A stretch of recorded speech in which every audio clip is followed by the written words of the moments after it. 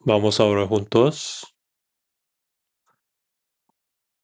Padre misericordioso, que creaste el cielo y la tierra y que guardas toda la historia de humanidad y que guías la vida y la muerte de cada ser humano, cuando estábamos viviendo en este mundo lleno de pecado, sin esperanza alguna, tuviste compasión de nosotros y por medio de la sangre preciosa de Jesucristo derramada en la cruz, nos salvaste y nos has hecho tus hijos. Te damos gracias por esto. Gracias por hacernos hijos tuyos. Gracias también porque nos has dejado para que cumplamos tu voluntad, guiándonos y uniéndonos como miembros en la Iglesia, cuerpo de Cristo, y nos sostienes continuamente con tu palabra para que hagamos bien nuestro trabajo. Gracias por darnos el poder a través de Espíritu Santo. También gracias por permitir que amemos unos a otros y permitir que proclamamos este Evangelio en todo el mundo. En estos últimos tiempos, tú pusiste en nuestra iglesia el Evangelio del Reino de los Cielos y nos sigues guiando para proclamarlo y nos llevas a enviar misioneros a todos los lugares del mundo. Por todo esto te damos gracias. Guarda la familia de los misioneros y que las almas que escuchan tu palabra allí reciban salvación. En este momento está llevando el retiro de primavera. Hay muchas almas que escuchan tu palabra, Señor. Con tu mano misericordiosa, toca el corazón de cada uno de ellos para que puedan escuchar y oír la palabra de verdad y de la salvación, para que puedan renacer como hijos de Dios y ser salvas. Queremos renovar nuestros corazones con tu palabra. Padre Dios, guíanos con la palabra que nos corresponde. Hemos orado en el nombre de nuestro Señor Jesucristo. Amén. Vamos a buscar Judas. Judas capítulo 1. Judas capítulo 1, versículo 1 al 4. Judas 1, 1 al 4.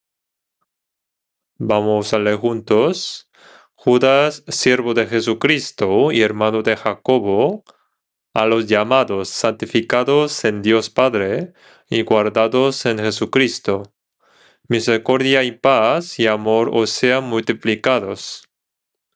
Amados, por la gran solicitud que tenía de escribiros acerca de nuestra común salvación, me ha sido necesario escribiros exhortándoos que contendáis ardientemente por la fe que ha sido una vez dada a los santos. Porque algunos hombres han entrado encubiertamente, los que desde antes habían sido destinados para esta condenación, hombres impíos, que convierten en libertinaje la gracia de nuestro Dios y niegan a Dios el único soberano y a nuestro Señor Jesucristo.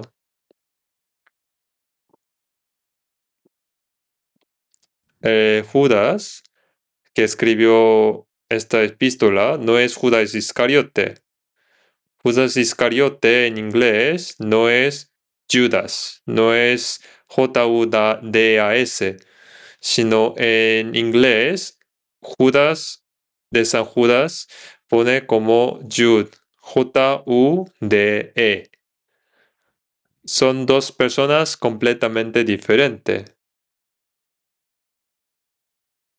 ¿Y quién es este Judas? Es el hermano menor carnal de Jesucristo, nacido de María en la misma familia. Así como Jacobo era hermano del Señor, este Judas también lo era. Antes de que Jesucristo fuera crucificado, muriera y resucitara, ni Jacobo ni Judas creía que Jesús era el Cristo. Pero al encontrarse con el Cristo resucitado, ellos confesaron mi Señor y mi Dios. Ese hermano, mi hermano que había comido y vivido junto conmigo en mi casa, era el Mesías enviado por Dios, el Cristo que había venido a salvarnos. En eso creyeron. Y precisamente porque en la iglesia entraban continuamente herejías. Entonces Judas escribió esta breve carta, epístola, para advertir contra ellas y guardar a los creyentes.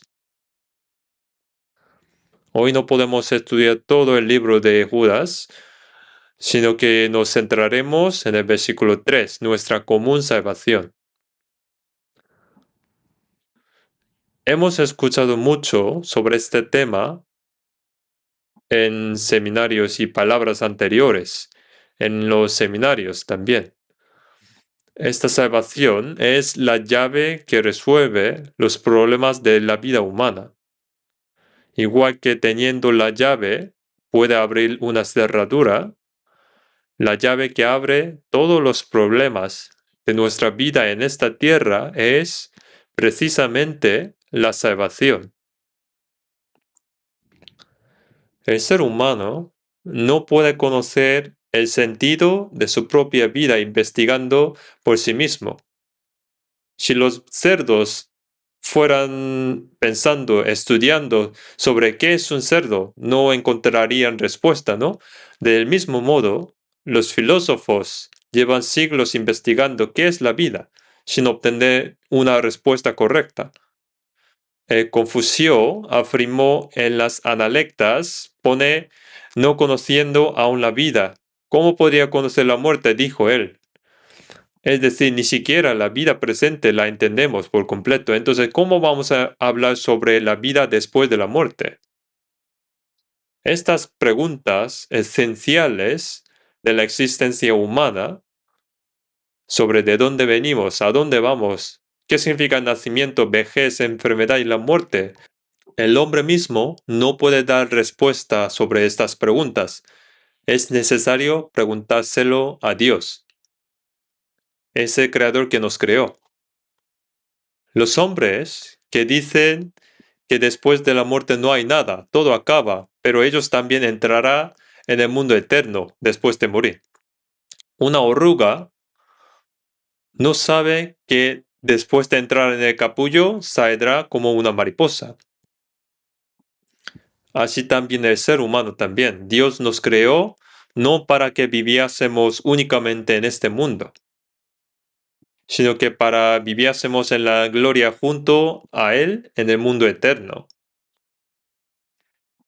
Así como dentro de una semilla está programada, configurada la flor y dentro del huevo está configurado el pájaro, Dios nos ha puesto un alma en nuestro interior. En Eclesiastes 3:11 dice, Dios ha puesto en nosotros el anhelo de la eternidad. En inglés, este versículo dice, He has also set eternity in the hearts of the men. Dios ha colocado la eternidad en el corazón humano. Del mismo modo que la semilla produce la flor y el huevo produce el pájaro, después de morir entraremos en el mundo eterno.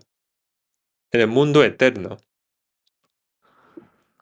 No todo lo que existe es visible. El camarón que vive en el mar no conoce el mundo del conejo que habita en el monte. Hay muchas cosas que ignoramos. Usamos el teléfono móvil desde la mañana hasta la noche sin poder explicar bien cómo funciona, ¿no? Nosotros no sabemos explicar, aunque utilizamos el móvil. Nosotros, aunque llamemos a alguien, por ejemplo, de África, con este móvil, aunque hablemos con ellos, No sabemos cómo funciona, no sabemos explicar muy bien, pero sin embargo estamos utilizando. En móvil sale la música, ahí sale vídeo, hay muchas funciones, ¿no? Aunque entramos en restaurante, podemos pagar con el móvil, ¿no? Sin efectivo. Si contásemos a nuestros abuelos sobre esto de edad medieval, no lo creerían, ¿no?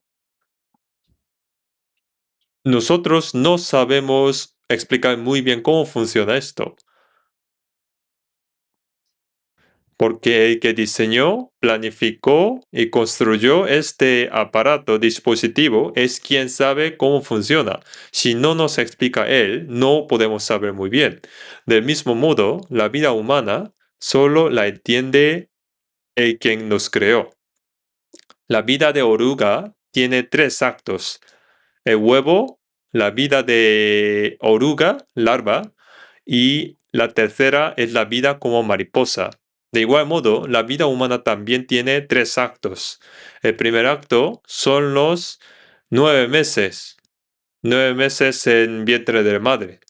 Por ejemplo, si hubiese un gemelo en el vientre de madre y hablando entre ellos, oye, ¿tú crees que tú existe la mamá? ¿Mamá existe o no? ¿Tú crees? No lo sé. Yo nunca he visto, nunca hemos visto. ¿Cómo podemos creerlo? Porque ellos solo conocen el pequeño mundo de vientre en que viven, ¿no? Pero cuando salen de ese primer acto al segundo, descubren que hay un mundo completamente diferente. El primer acto es para preparar el segundo y el segundo para preparar el tercer acto, que es el mundo eterno. El propósito fundamental porque Dios quiere darnos este mundo eterno y espiritual es para darnos, guiarnos a la gloria. Todos pecaron y están destituidos de la gloria de Dios. Y para entrar en esa gloria de Dios es imprescindible ser salvo. Las dos grandes gracias que Dios quiere darnos son dos. Uno es la salvación y otra la gloria. Sin la salvación no puede haber gloria. La salvación es una puerta. Hay que entrar por ella. Alguien puede asistir a clases en la universidad. Puede asistir durante 4 años sin haber hecho selectividad, pero no recibirá ningún título al final. ¿Sí, no?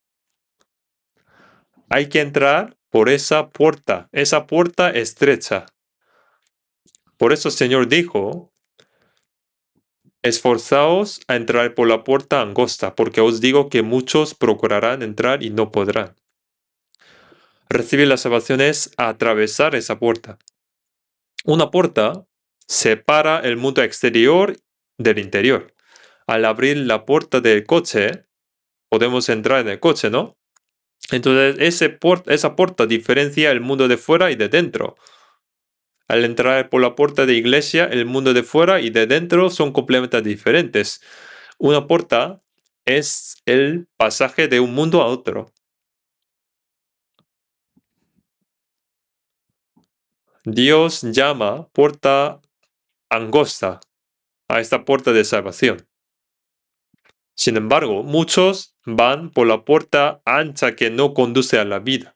Ancha es la puerta y espacioso el camino que lleva a la perdición, y muchos son los que entran por ella. Después de entrar esa puerta de salvación, Dios quiere darnos más cosas. La salvación es igual para todos, pero la gloria es diferente para cada uno. Dios nos da oportunidad de caminar en la fe según su voluntad para alcanzar ese mundo de gloria. El problema de la vida humana no se limita a los problemas de esta tierra. Para que se resuelva de todo, hay que resolver también el problema del destino y eterno. Por eso, investigar únicamente los problemas de esta vida sin conocer la eternidad no nos conduce a ninguna respuesta. No sabe de dónde viene, no sabe a dónde va. No sabe ni la muerte, no sabe si la muerte es el fin o no. Todos los problemas de la vida se resuelven únicamente conociendo la providencia de Dios, porque todo lo ha hecho Dios. Él conoce la respuesta, porque Él hizo todo. Este mundo finito en que vivimos, donde apenas se vive 100 años, está conectado con el mundo eterno y espiritual. Existe un mundo espiritual, hay un mundo eterno. Aunque no lo veamos, estamos en contacto con ese mundo. Yo en la televisión vi a una hechicera haciendo un rito, estando de pie sobre una hacha muy afilada, un cuchillo muy afilada. Era tan afilada que el papel pasando por ella se quedaba partida en dos. Y ella bailaba sin descalzada sobre el hacha, sin hacerse daño. Eso científicamente, eso es imposible, ¿no? Es un fenómeno del mundo espiritual. No es algo explicable con ciencia. Hay algo espiritual. Y algo espiritual, algo milagroso. Y la historia de Israel está llena de milagros que Dios hizo. Estamos conectados con el mundo espiritual. Dios que habita en ese mundo espiritual habló a los profetas. Moisés escribe estas palabras. Jeremías, Ezequiel, hijo de hombre. El mundo espiritual está conectado con nuestro mundo humano. Y nosotros, que vivimos en este mundo humano infinito, estamos destinados a conectarnos con ese mundo espiritual. Este mundo espiritual y eterno tiene solo dos opciones: el cielo eterno o el infierno eterno. Una de las dos. Por eso Dios desea que todos los seres humanos sean salvos y vengan al cielo eterno. Pero hay personas que lo rechazan, que incluso se oponen, que piensan que este mundo es mejor, que este mundo es todo. Con esa visión tan corta viven. Entonces nuestra misión es hacerles saber que Dios existe y predicar la palabra para que entren en el cielo eterno y conozcan y disfruten de la vida eterna. La única manera de entrar en el cielo es un solo camino: ser salvo. ¿Qué es la salvación? Es el camino de entrar al cielo. ¿Y qué es la salvación entonces? Es atravesar esa puerta angosta. La Biblia dice que atravesar la puerta angosta es recibir el perdón de los pecados. No se puede recibir salvación mediante buenas obras o esforzándose en guardar todos los mandamientos de Dios, porque eso es imposible. Únicamente oyendo el Evangelio de la salvación que Dios nos da, nosotros creyendo en Él, recibiéndolo, podemos recibir la salvación. En Lucas 1:77 dice, para dar conocimiento de salvación a su pueblo, para remisión de sus pecados. La salvación viene por el perdón de los pecados. Para recibir este perdón hay una cosa que todo ser humano debe hacer una vez en su vida. Es conocerse a sí mismo. Tal como dijo Sócrates, conócete a ti mismo. Hay que saber qué tipo de persona es. A los ojos de Dios, somos personas manchadas por el pecado, como gusanos ante ojos de Dios. Entonces, en ese estado no se puede entrar al cielo. El cielo es un lugar sin pecado alguno, sin justicia alguna. Hasta que pague el último cuadrante de pecado no se puede entrar al cielo, dijo. Solo quien carezca de pecado tiene la condición de entrar al cielo. Para recibir esta salvación son necesarios el arrepentimiento y la fe. El Señor dijo, y esta es la vida eterna. Dijo que te conozcan a ti, el único Dios verdadero, y a Jesucristo, a quien has enviado. Conocer al único Dios verdadero significa reconocer que Él, Dios, es justo, santo y bueno. Y que yo no alcanzo esa norma, no alcanzo ese criterio. Soy un pecador que no puede entrar al cielo. Al reconocer esto y venir ante Dios y pedir su misericordia. Señor, yo no soy digno de entrar al cielo. Haz algo con todos mis pecados y llévame al cielo. Eso es arrepentimiento. Cuando así nos acercamos a Dios, entonces Jesucristo, enviado por el Padre, que cargó con toda maldición y juicio correspondientes a nuestros pecados, los recibió en su propio cuerpo y al morir derramando su sangre, perdonó todos nuestros pecados. Perdonó nuestros pecados, los quitó, los purificó. Purificar el pecado significa quitarlo y limpiarlo. Habiendo realizado esa obra, Jesucristo está ahora sentado a la diestra de Dios. Limpió de nuestros pecados, justificándonos. Y ahora está sentado a la diestra de Dios. Para creer en estas verdades, es indispensable conocer la Biblia. Hay que conocer la Biblia. No se puede recibir la salvación sin conocer la Biblia. En Hebreos 9:12 encontramos tres elementos esenciales. Y no por sangre de machos cabríos ni de becerros, sino por su propia sangre, entró una vez para siempre en el lugar santísimo, habiendo obtenido eterna redención. El primer elemento es de una vez para siempre. Jesús quitó nuestros pecados de una sola vez, ¿no? Dio su cuerpo como ofrenda. Como él mismo dijo, consumado es. Dijo, consumado es. Cuando recibimos la salvación, también la recibimos de una sola vez. Eso es el momento en el que comprendamos.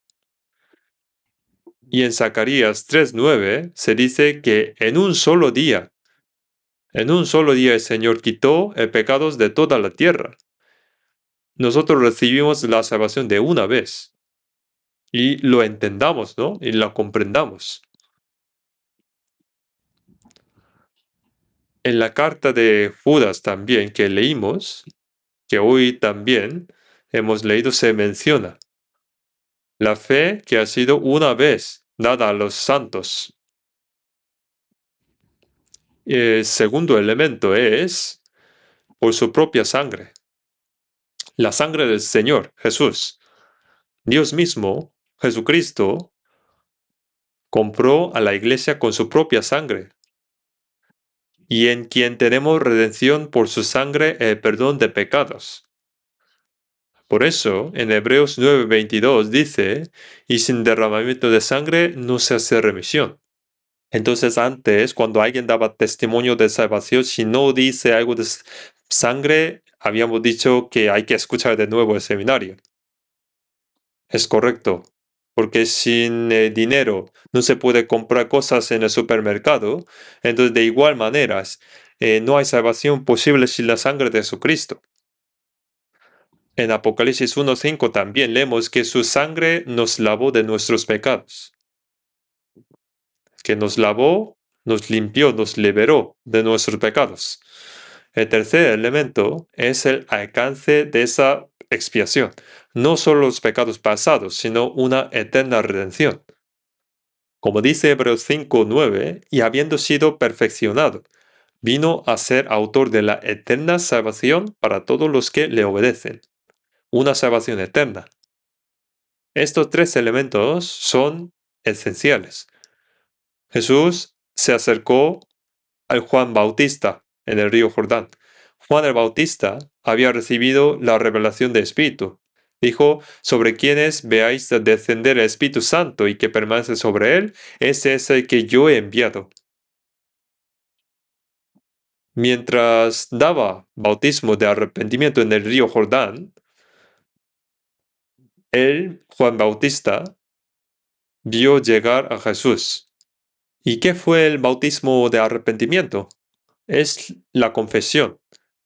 Yo he creído en Dios, he guardado la ley de dentro del judaísmo, había guardado el sábado, he dado el diezmo, tal, pero no soy justo, ni santo como Dios.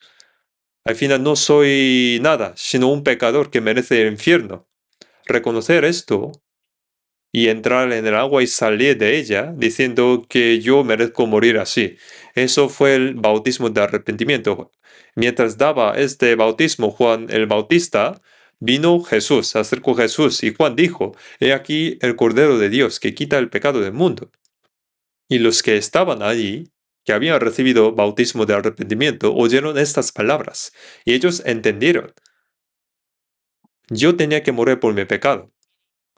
Es el de quien hablaban las palabras del Antiguo Testamento. Es el Mesías, Cristo, es Él. Él va a derramar su sangre y quitará mis pecados para siempre. En el momento, los que creyeron en esta verdad, allí mismo, en el río Jordán, recibieron la salvación. Ese Cordero de Dios que quita el pecado del mundo, todo el mundo. Y uno de los dos ladrones crucificados junto al Señor también creyeron.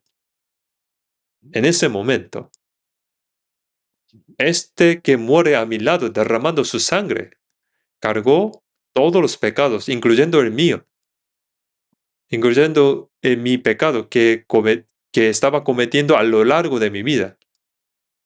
Desde los más pequeños, los pecados que hice con mi pensamiento, los que hice con mi palabra y obra, Él cargó todo. Ese Mesías, el Cristo. Entonces Él dijo, acuérdate de mí cuando vengas en tu reino. Jesús, viendo su fe de ese hombre, le respondió, de cierto te digo que hoy estarás conmigo en el paraíso. Dijo a este ladrón, y no hacía falta nada más. Ya está.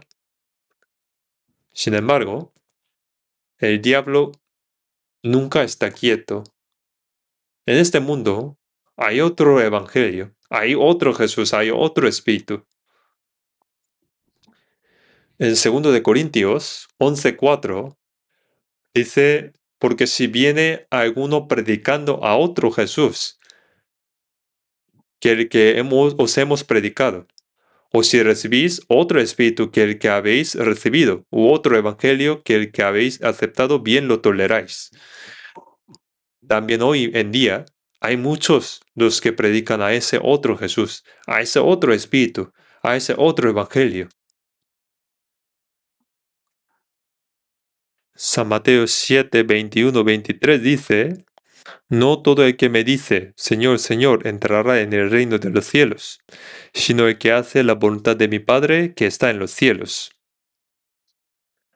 La voluntad de mi Padre que está en los cielos es recibir la salvación.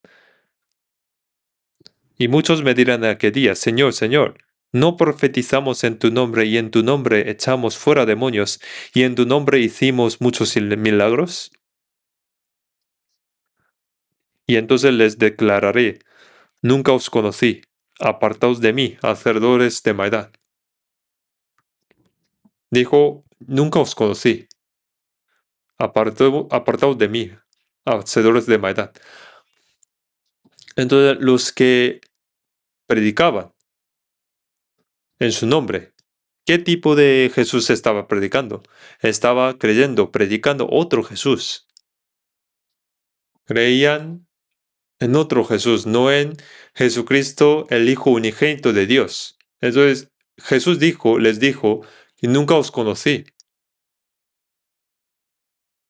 No te conozco cuando estabas en el seminario, ni cuando predicaban en los domingos, ni cuando echabas fuera demonios. En ningún momento os conocí. Apartaos de mí, hacedores de maldad. Porque hay que atravesar la puerta angosta, pero no lo pasaron. Por eso la salvación es tan importante. Como dice en Hebreos 2:3, ¿cómo escaparemos nosotros si descuidamos una salvación tan grande? Como dice esta palabra, es una gran salvación. Dios pregunta primero por esto. Había un pastor y una esposa. Su esposa salieron a evangelizar. Cerraron bien su casa con la llave y al regresar de noche vieron que la luz estaba encendida y habían 3 personas moviéndose dentro de la casa. ¿Oh? ¿Quién anda ahí? ¿Quién está ahí? La llave solo tenemos nosotros.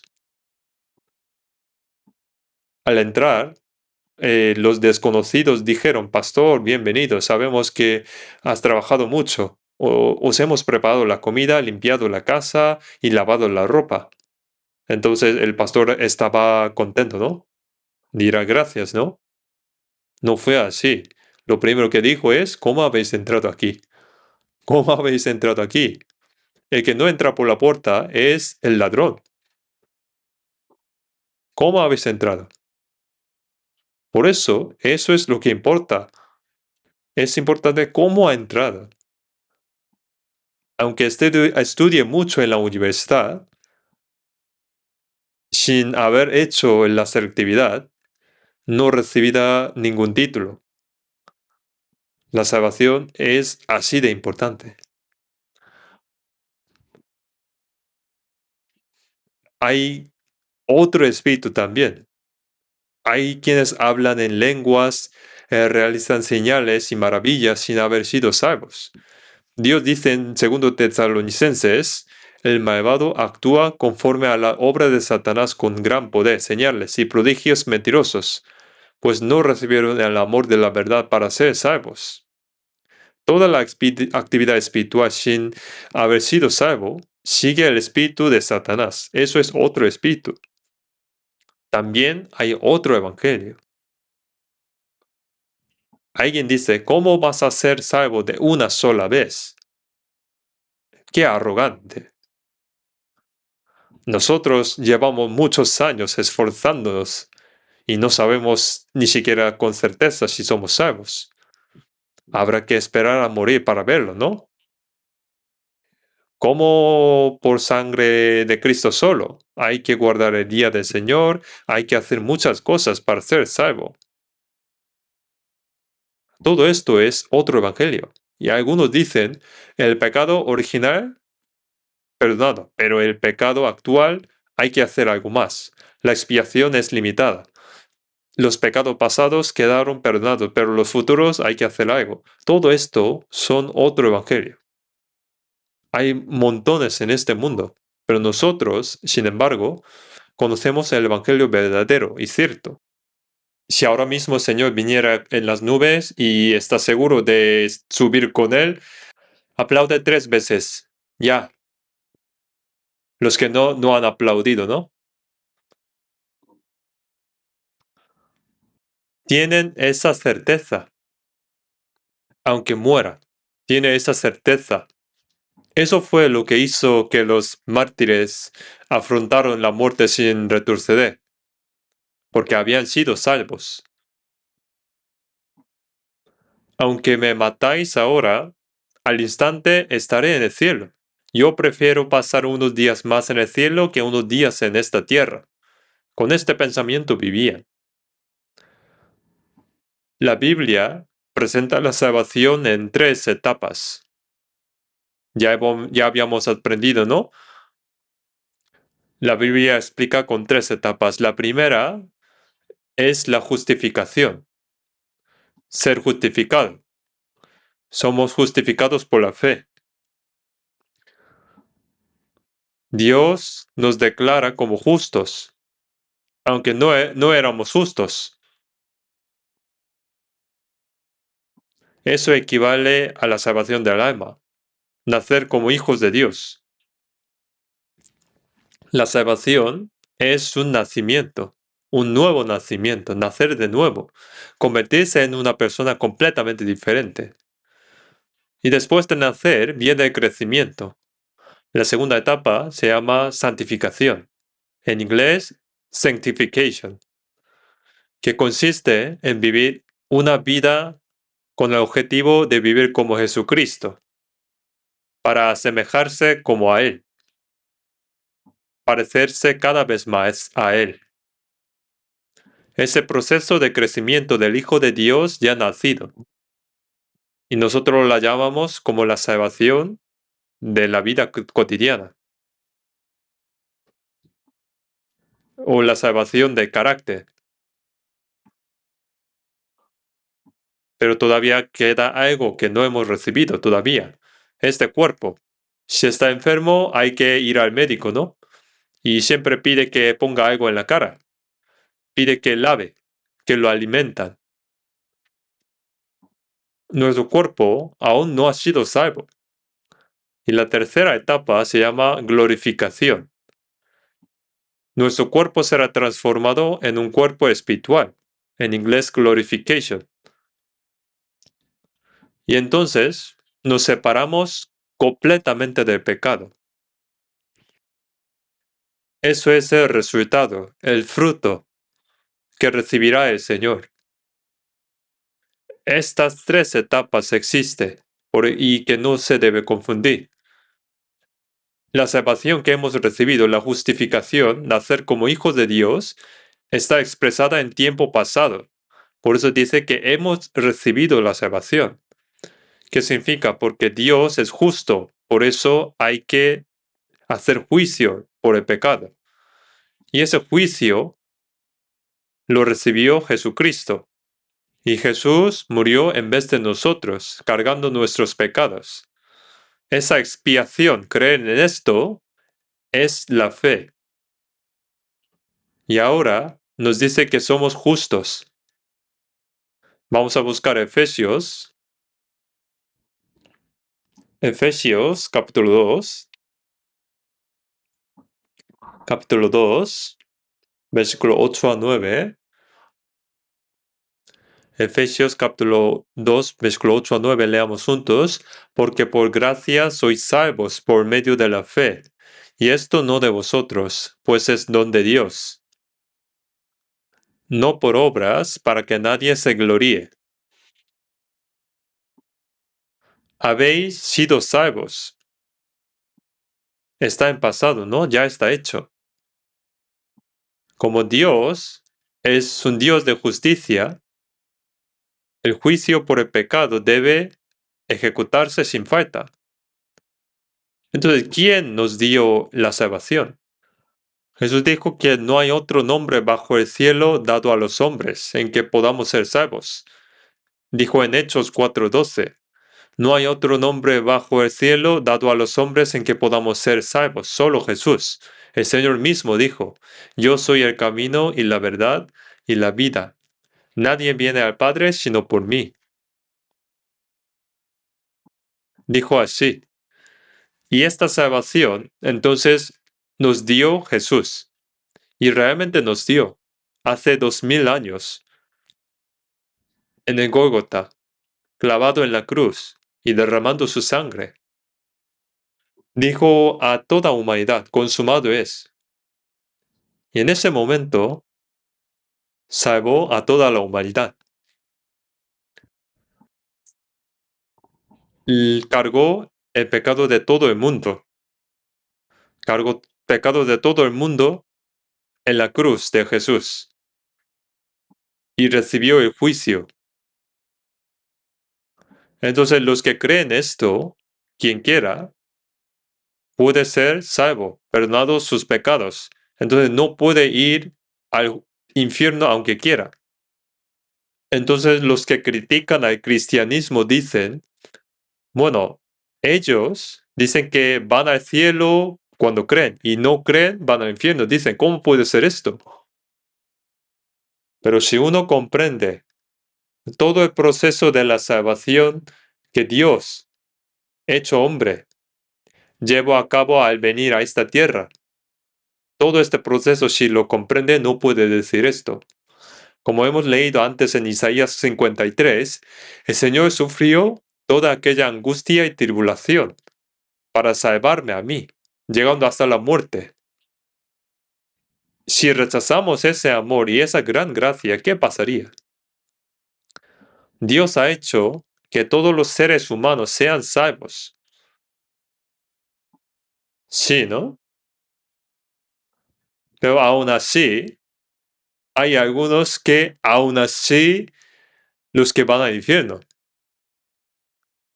Eso también es un milagro, ¿no?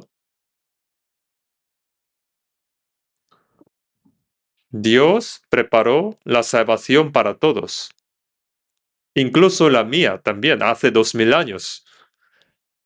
Pero yo no estaba en aquel momento, ¿no? Pero yo nací en este mundo y llegué a saber por medio de la Biblia, con sus evidencias, que Dios existe, que el cielo y el infierno existe. Entonces uno, si conoce todo esto, ahora quiere ir al cielo, pero luego conoce que es un pecador y luego arrepiente y comprende el amor de Jesucristo y cree en Él. El día cuando comprende y cree en esto es el día de su salvación. Existe ese día, ¿no? Yo antes no lo conocía y luego escuché este evangelio. Luego conocí que fue perdonado mis pecados y cuando comprendí esto, ese es día de mi salvación. Ah, es así. Antes de conocer esto, estaba atrapado por el diablo en este mundo. Vivía desobedeciendo. Vivía como hijos de desobediencia.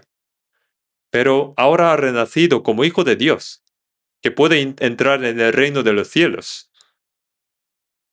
Tiene ese día de nuevo nacimiento.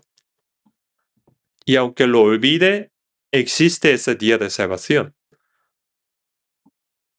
Vamos a buscar Colosenses, después de Filipenses, Colosenses capítulo 1, Colosenses 1, Colosenses 1, 6, que ha llegado hasta vosotros, así como a todo el mundo, y lleva fruto y crece también en vosotros, desde el día que oísteis y conocisteis la gracia de Dios en verdad. Este evangelio de hace 2000 años, yo después de nacer escuché este evangelio. Llegó a mí y escuché. Y realmente comprendí la gracia de Dios. Es gracia porque yo no puedo, pero Dios hizo por mí. Es la gracia de Dios. Cuando comprendí gracia, ese día es mi día de salvación. Existe ese día. Como dice Filipenses 1:5, que habla del primer día. Que dice por vuestra comunión en el Evangelio. Habla del primer día. Desde ese día en que fuimos salvos, estamos en la iglesia, el cuerpo de Cristo, y comienza la vida cristiana. Cuando vemos la vida de los antepasados de la fe, siempre dice el día que comprendió el amor de Jesucristo. Incluso algunos escriben especificando mes, día y lugar. Fue en tal lugar que yo oí esta palabra y recibí la salvación. Y habla de esto. La Biblia también. Dice claramente y distingue el antes y después. Es decir, antes de comprender esta verdad vivía de tal manera, pero después ahora vive de otra. El antes y después están completamente diferenciados. La vida antes de matrimonio y la vida después son distintas. ¿O no es así? Es diferente, ¿no? Antes vivía solo y ahora vive en pareja. Pero si imaginamos que alguien dice así, mirad, esa pareja tiene día de matrimonio. ¿Eso es una crítica? ¿Es una crítica? Es igual que decir así, ese hombre tiene día de su nacimiento y hace fiesta de cumpleaños. Qué raro. Es muy raro decir así, ¿no? Está escrito en la Biblia. Aunque fuera un huérfano que no sepa su día de nacimiento, a lo mejor se olvida, pero eso no significa que no tiene su día de nacimiento. Aunque no lo conozca, no es que no exista. Y no puede decir, como no conoce el día de su nacimiento, no tiene día de nacimiento. Si alguien piensa así, levante la mano. Aunque nadie me explique, yo sé que tengo día de nacimiento. Aunque sea el huérfano que no conoce su día de nacimiento, existe el día de nacimiento. ¿Y cuál es la prueba? Está vivo, ¿no? De igual manera, este matrimonio han casado y ahora están juntos, viviendo juntos, porque tiene día de su matrimonio. Por eso, estudiando la vida de los antepasados de la fe, dice que yo tengo dos fechas de nacimiento. El día que nací de mis padres en la carne y el día en que nací de Dios. El día en que mi alma ha renacido. Yo tengo dos cumpleaños. Dice así. Pero el problema es, si alguien nos critica diciendo, ellos dicen que hay que recordar la fecha de salvación para ser salvo. No es así. No es así. A lo mejor lo olvidamos. No es que en cada testimonio decimos yo recibí la salvación en tal fecha, tal momento. No siempre decimos así, ¿no? A veces sí, pero a veces no. Pero si no tiene ese día, no puede ir al cielo. ¿Cómo piensan? ¿Sí, no? Del mismo modo que soy hijo de mis padres, porque ellos me trajeron al mundo en un día concreto, ¿no? Tengo día de nacimiento. Y soy hijo de Dios porque hubo un día en que nací espiritualmente. Eso es la salvación del alma. Haber nacido como hijo de Dios. Nacer como hijo de Dios, nosotros, como dice en Efesios 2:10, porque somos hechura suya, creados en Cristo Jesús para buenas obras. Fuimos creados por su buena obra. Y en 2 Corintios dice nueva criatura, nacido como nuevo, completamente diferente. Y esto es muy importante. Y la segunda etapa, después del nacimiento, hay santificación. Y está expresada en tiempo presente. Vamos a buscar Filipenses capítulo 2. Filipenses capítulo 2, versículo 12. Filipenses capítulo 2, versículo 12. Vamos a leer juntos. Por tanto, amados míos, como siempre habéis obedecido, no como en mi presencia solamente, sino mucho más ahora en mi ausencia, ocupaos en vuestra salvación con temor y temblor. Los que no han sido salvos confunden este versículo y dicen, mira, aquí dice, ocupaos en vuestra salvación con temor y temblor, hay que cumplir, ¿no? Y luego dice que yo tengo que esforzarme para poder ir a hacerlo. Pero ¿a quién se dirige esta palabra? Se dirige a los que ya han sido salvos. Y les dice, ya os he hecho limpios, ahora vivid una vida limpia, santa, porque yo os he salvado.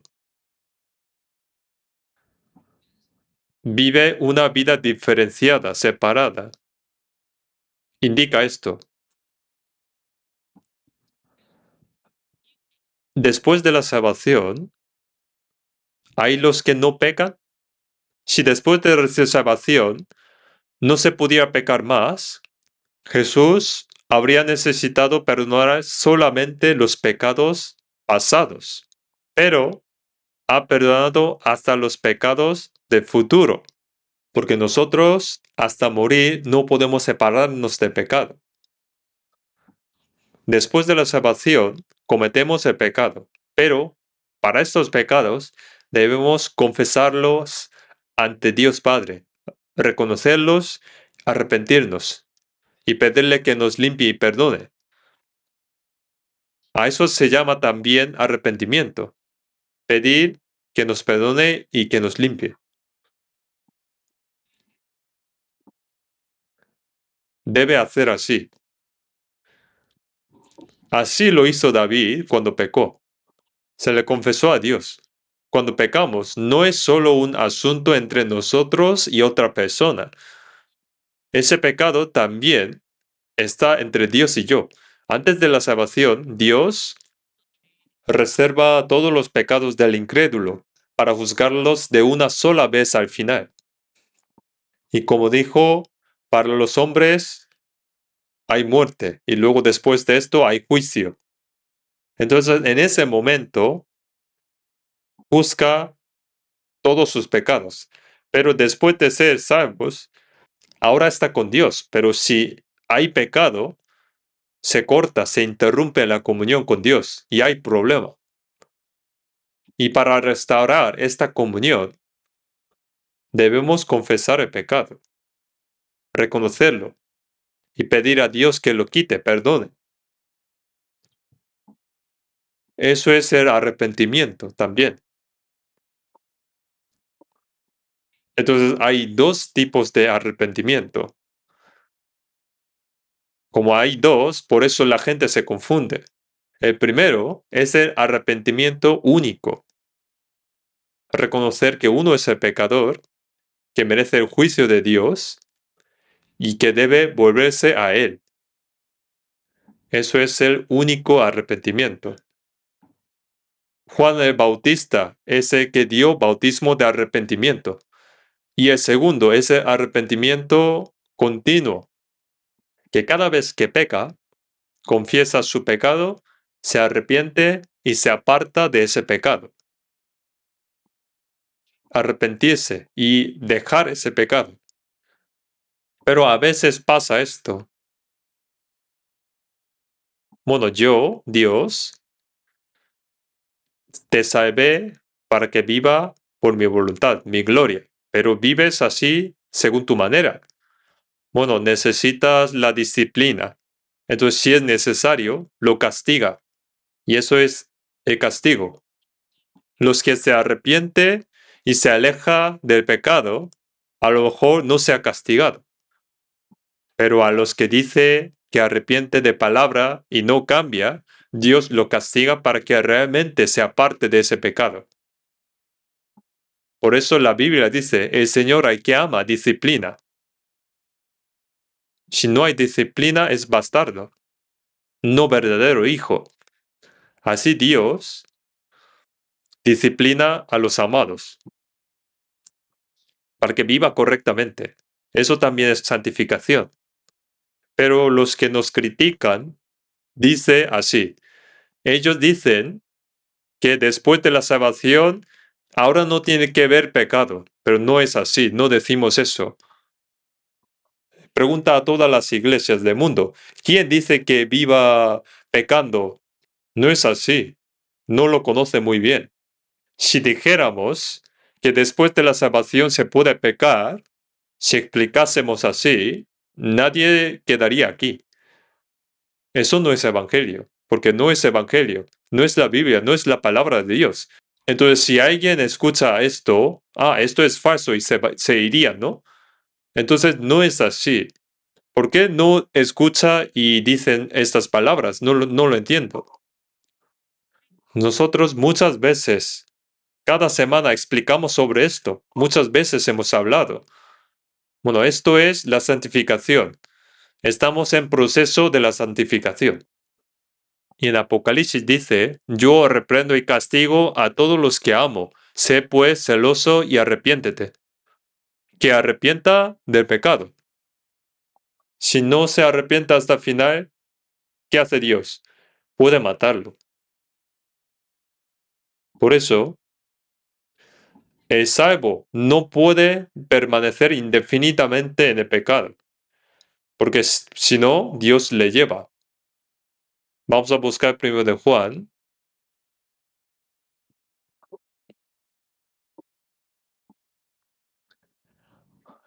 Primero de Juan, capítulo 3, versículo 8 a 9. Vamos a leer juntos. El que practica el pecado es del diablo, porque el diablo peca desde el principio. Para esto apareció el Hijo de Dios, para deshacer las obras del diablo. Todo aquel que es nacido de Dios no practica el pecado, porque la simiente de Dios permanece en él, y no puede pecar, porque es nacido de Dios. Todo aquel que ha nacido de Dios no puede seguir pecando. No puede seguir pecando de manera deliberada y continua. En inglés, continue to sin. Pecar de manera voluntaria, porque Dios no lo permite.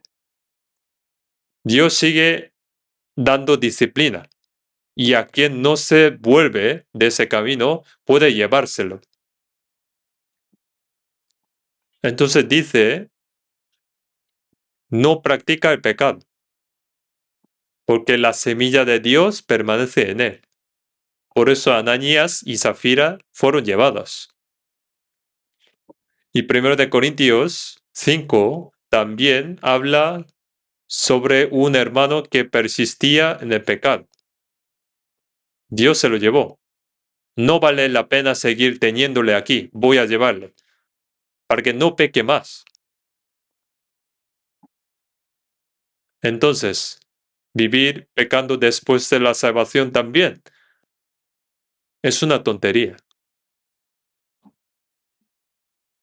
¿No es así? Esta santificación es parecerse cada vez más al Señor. El gusano, después de 5, 6, 7 años, va formando, cambiando como una cigarra, ¿no? La larva de una libélula también, cuando está a punto de transformarse, ya aunque está dentro del agua, pero parece mucho a libélula.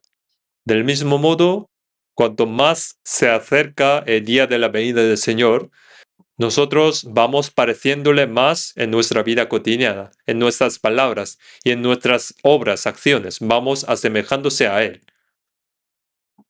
Por eso, en Colosenses 1, vamos a buscar.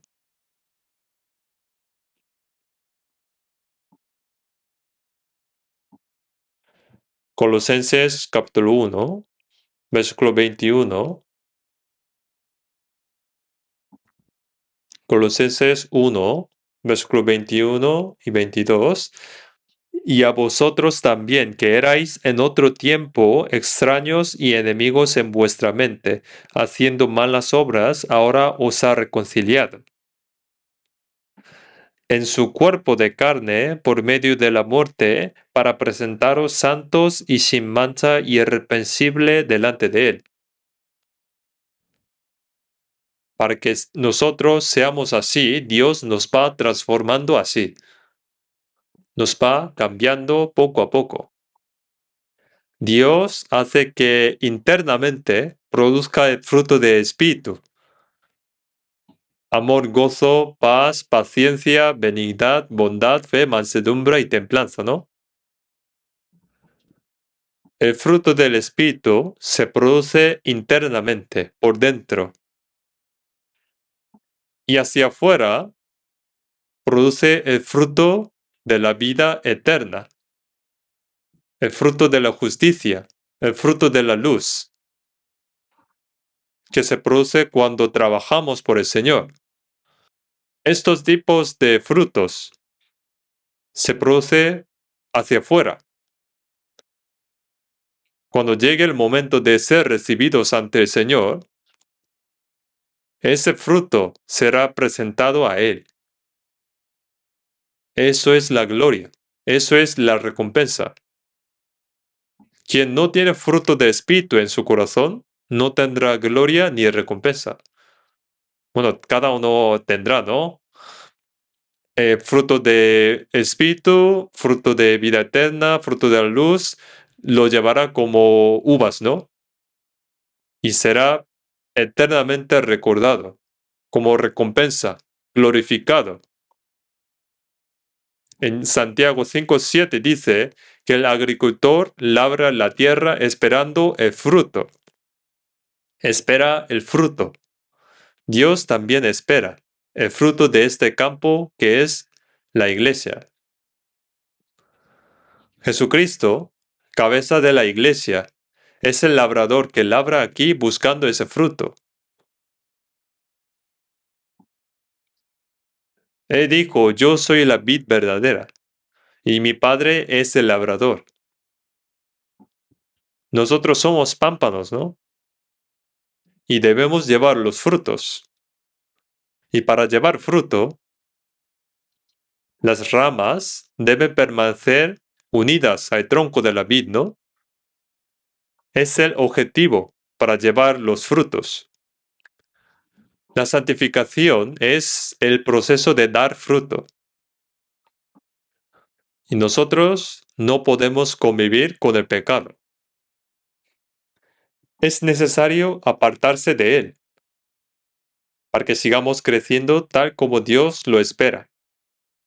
Nosotros cada vez crecemos según su palabra. Debemos vivir separados del mundo. Y eso es lo que se llama santidad. Aunque vivimos en este mundo, pero debemos vivir separados. El pez vive en el mar, pero su interior no es salado. Del mismo modo, nosotros vivimos en este mundo de pecado, pero podemos vivir separados de él. Hacer las obras de Dios es santidad. El mundo no hace las obras de Dios. En el primero de Pedro, vamos a buscar primero de Pedro. Primero de Pedro, capítulo 15, 16. Capítulo 1, versículo 15, 16. Vamos a leerlo juntos. Sino como aquel que os llamó es santo, sed también vosotros santos en toda vuestra manera de vivir. Porque escrito está, sed santos porque yo soy santo. Vivir esa vida santa es santificación. Cuando hay pecado, habrá confesión, el reconocimiento de pecado y el arrepentimiento. Necesita este proceso. Si el Hijo de Dios obedece la palabra y vive así, hay recompensa. Si desobedece, hay castigo. La primera disciplina que llega es que la palabra no se entra en su corazón. Si cada domingo, aunque escuche la palabra, le entra un sueño, piensa si a lo mejor es la disciplina. Bueno, a lo mejor día anterior no durmió muy bien o ahora siente mal. Puede ser así, pero si siempre es así, hay problema, ¿no? Puede que esté viviendo de manera incorrecta y que Dios le está impidiendo escuchar su palabra porque no es capaz de soportarla. ¿Quién es sano? Por ejemplo, imagina que hay un orfanato, que hay 10 niños y les prepara la comida y les sirve. Los 9 la recibe muy bien, pero uno dice no quiere comer, no quiero, no voy a comer. Entonces, ¿estará sano? No, no. Es muy importante esto también. Entonces, nosotros, ¿cómo podemos llevar a cabo esta salvación en la vida cotidiana? En primer lugar, hay que alimentarse de la palabra. Hay que comer bien. El primer indicador de si la vida cristiana va bien o no es cómo recibe la palabra. Si está alimentándose bien la palabra o no. Es lo más importante, creo. Vamos a buscar San Juan. San Juan, capítulo 10, versículos 9 y 10. San Juan, capítulo 10, versículos 9 y 10. Vamos a leer juntos. Yo soy la puerta, el que por mí entrare será salvo, y entrará y saldrá y hallará pastos. El ladrón no viene sino para hurtar y matar y destruir. Yo he venido para que tengan vida y para que la tengan en abundancia. Eso es la gracia sobre la gracia. Así como la salvación del alma se realiza por la gracia y el poder de Dios, la salvación de vida cotidiana también requiere de este suministro. Hay que oír la palabra. Hay que comer, digerirla para que se pueda aplicar en su vida. Todo esto para cumplir la salvación de la vida cotidiana. Y luego debe ser guiados por el Espíritu Santo. Al recibir salvación, el Espíritu Santo vino a nosotros. También guía a la iglesia también. No solamente a mí, también guía a la iglesia. Y yo debo ser guiado por ese Espíritu. Por eso, en San Juan 8 dice, porque todos los que son guiados por el Espíritu de Dios, estos son hijos de Dios. El Espíritu actúa a través de la palabra. Vivir guiados por el Espíritu Santo. El Espíritu actúa a través de la palabra, también a través de los siervos trabajadores que Dios ha establecido y a través de los departamentos, grupos, distritos, etc. Hay los que son establecidos por Dios y a través de ellos Dios obra y nos guía. Dios nos guía a través de todo esto. En tercer lugar, hay que permanecer en la comunión. La comunión es muy importante.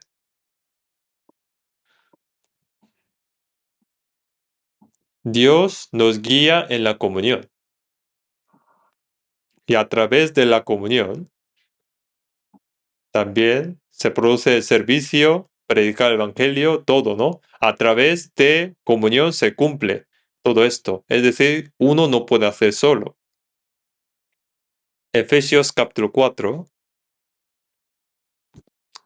Efesios capítulo 4, versículo 15 y 16.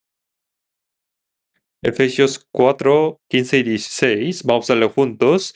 Sino que siguiendo la verdad en amor, crezcamos en todo en aquel que es la cabeza, esto es Cristo, de quien todo el cuerpo, bien concertado y unido entre sí por todas las coyunturas que se ayudan mutuamente, según la actividad propia de cada miembro, recibe su crecimiento para ir edificándose en amor. El crecimiento se produce en esa mutua comunión y unión.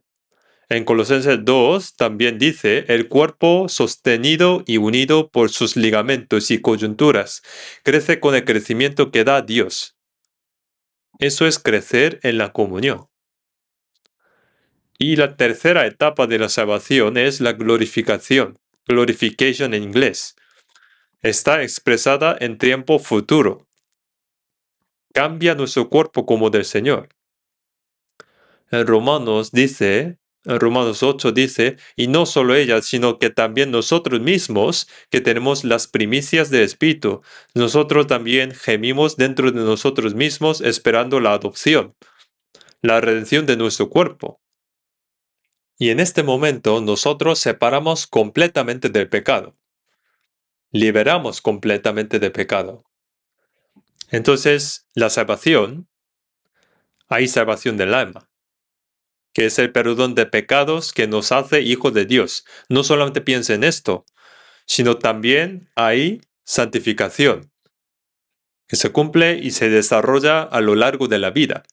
Ocupaos en vuestra salvación. Y en tercer lugar, la redención del cuerpo. Y esto se cumple naturalmente porque lo hace Dios. Por eso nos basta con saber que existe. Y luego hay 7 características de una buena iglesia que habla la Biblia. Bueno, como estamos en época de inteligencia artificial, por eso pregunté a una inteligencia artificial para ver si lo conoce o no. ¿Cuáles son las 7 características de una buena iglesia según la Biblia? Entonces la respuesta fue muy similar en todos los modelos. La primera es que debe ser una iglesia centrada en la palabra, no centrada en personas, ni organizaciones, ni filosofías.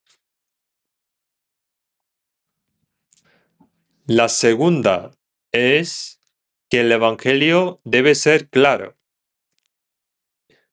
Y luego explica que para enseñar este Evangelio debe haber el arrepentimiento y la fe. Debe haber estos dos. Y si no lo explica, no es una buena iglesia. Hasta la inteligencia artificial dice esto. Debe ser claro el Evangelio. Es nuestra iglesia, ¿no? La tercera es que debe ser una iglesia centrada en Jesucristo, no en el pastor, ni en un líder, ni en ninguna de las personas. Hay personas que hoy generan escándalos, ¿no? En el mundo, pero no es así, no debe ser así. Debe ser centrados en Jesucristo. La cuarta es que debe ser una comunidad con el amor de Cristo. Nosotros, ¿no? Cuidamos mutuamente, acompañamos mutuamente, ayudamos cuando alguien está enfermo, ofrecemos a comer juntos cuando alguien lo pasa mal.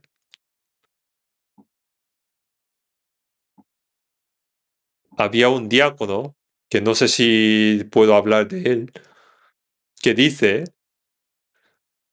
yo en otra iglesia estuve también, allí había muchas críticas, había murmuraciones, había discusiones, y veo que aquí nada de eso existe.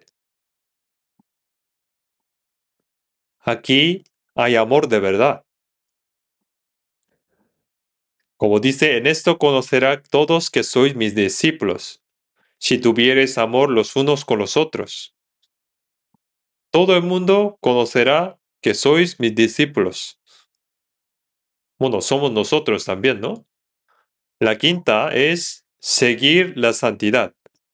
No tomarse el pecado a la ligera, sino esforzarse para parecerse cada vez más a Jesucristo y vivir con mayor pureza. La sexta es que debe ser una iglesia que haga crecer a los creyentes,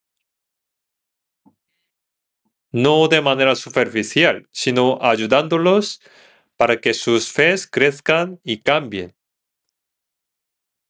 No basta con asistir solo los domingos. Hay que ayudar a que la fe se edifique. Hay que ayudarles para que sus fes crezcan. Ayudar para que crezcan como discípulos del Señor. Vamos a buscar Colosenses 1:28. Colosenses 1:28. Vamos a leer juntos. A quien anunciamos, amonestando a todo hombre y enseñando a todo hombre en toda sabiduría, a fin de presentar perfecto en Cristo Jesús todo hombre. Por eso está presidente del distrito, los predicadores, los diáconos, todos están para que ayuden a crecer a los creyentes, para que puedan crecer su fe. Una iglesia que ayuda para que puedan crecer los creyentes. Eso también nosotros, ¿no? Es lo que hacemos. Y la séptima Una iglesia que predica el Evangelio hasta en el extranjero. Nosotros, ¿no? Estamos predicando el Evangelio en el mundo. En San Marcos 16, el Señor dijo, id por todo el mundo y predicar el Evangelio. Predicar el Evangelio a todo el mundo. Nuestra iglesia, en este momento, es 182 familias. Están enviadas como misioneras. Bueno, 182 familias enviados. Si una familia fuera 4 personas, ¿cuántos serían en total? Esas familias han dejado su vida en Corea y han dejado todo para ir a un lugar completamente nuevo, para vivir por el Señor, superando toda clase de dificultades. Y han practicado así el Evangelio. Y gracias por ellos, tenemos en el extranjero, según las estadísticas de este mes de marzo, hay 1.174 iglesias en 83 países. 1.174. Una iglesia que predica hasta el extranjero. Estas son las características de buena iglesia. Concluyendo, ¿cuáles son las características de buena iglesia? Primero, predicación bíblica o mundana. 2. ¿Está centrado en Jesús o en los hombres? 3. ¿El evangelio del arrepentimiento y la fe es correcta o no? 4. ¿El amor del Señor actúa realmente o no? 5. ¿Los creyentes están siendo transformados de verdad o no? Si cumplen todo esto, sería una buena iglesia. Y la nuestra lo es. Sí, ¿no? Habían los que estaban en otra iglesia y vinieron aquí, y ellos también dicen así, y lo conocen. Nosotros conocemos y el Señor también lo conoce.